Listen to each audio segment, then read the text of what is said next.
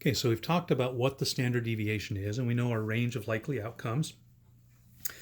Let's look at how to find the probability that a member of the population selected at random would be above or below a particular number, or another way of saying it, what percentage of the population falls above or below a particular number. So here we got an example. Well, we don't have an example. Here's our picture of our exponential distribution. The probability that we'll be above a particular number is equal to e to the negative x divided by mu. Awesome. The probability we'll be below a particular number is just 1 minus e to the negative x divided by mu. Okay, if that makes sense. Suppose this was our number here. E to the negative x over mu is the percentage of the population that falls above that. But we know that we know that the area under this entire curve is 1 because it's a probability density function. So if we want to find this area that's below x, we just have to subtract the area above from 1. So you're not really memorizing two formulas, just remember the formula and the fact that these two things add up to 1. So if you can find the one, you can find the other very easily. Now let's look at how to do this. It's likely that you've not ever used E in your calculator before, and it's not important that you know about it, except that it is the base of the exponential function. That's why this is the exponential distribution, because it's based on the exponential function. Okay, so suppose we've got our example of wait times again, say at McDonald's. Exponentially distributed with a mean of 5 minutes, so our mean's 5. And our range of likely outcomes, again, is from 0 to 3 times the mean, so 0 to 15. Let's look at the probability that we're going to wait less than 5 minutes, or the percentage of the population that ends up waiting less than 5 minutes. We're going to put that into our formula. Oh, actually, that's a less than. Let's do the greater than first. What's the probability we're going to wait more than 10 minutes? Looking at our picture here, it's not going to be a tiny percentage, but it's not the majority. So we're going to expect something maybe around 15 or 20, something like that. And we're going to find that by doing e to the negative 10 divided by 5. Now, if you want to reduce that before you put it in the calculator, that's fine if it reduces nicely like this one does, but you don't need to. Let's get into the calculator here. Our e key is right here. It's the second function of natural log. So second e, and then we'll put in negative 5 divided by, negative 10 divided by 5, right?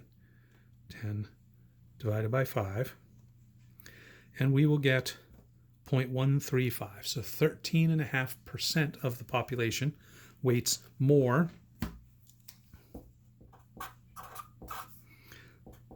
than 10 minutes.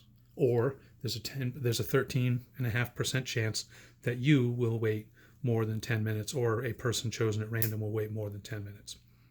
Now let's do that again with 15, because the probability that's greater than 15, remember that's our range of likely outcomes is from 0 to 15. So the probability that you fall outside of that range of likely outcomes should be somewhere around 5%. So let's do that again. Let's do second e to the negative 15 divided by 5. And again, we could just put negative 3 in there. That gives us 0.049. So that's almost exactly 5%. So yeah, we've got 95% in our range of likely outcomes. And since you're more likely to be short-lived here in the exponential distribution, the short ones aren't going to be considered unlikely. It's only the long ones that will. So that ends up being about 0.047, which is almost exactly 5.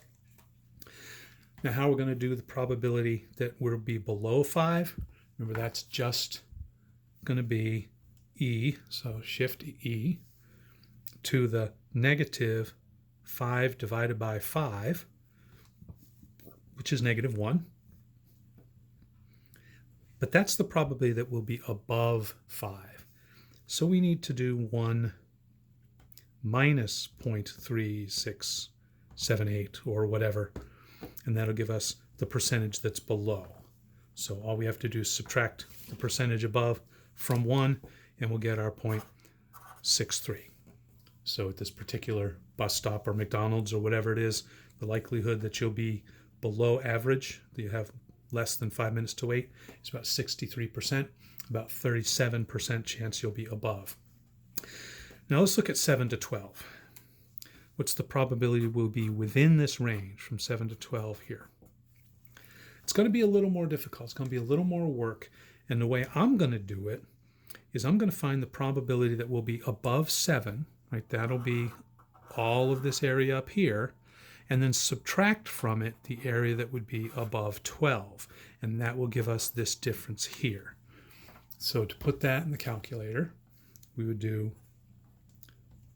e to the negative 7 divided by 5, and then subtract e to the negative 12 divided by 5. Now notice I have to close the parentheses to show that that's where the exponent ends and the next expression begins. Then we hit enter. I'm sorry, that's not enter. That's graph. We hit enter and we get 0.155, so about 15.6% of the population, and that seems about right there, fairly small percentage of the population within that little range there. Right? And that's it for the exponential distribution. We actually can't find the percentiles. We could, but that involves logs, and I don't want to go there, so we won't.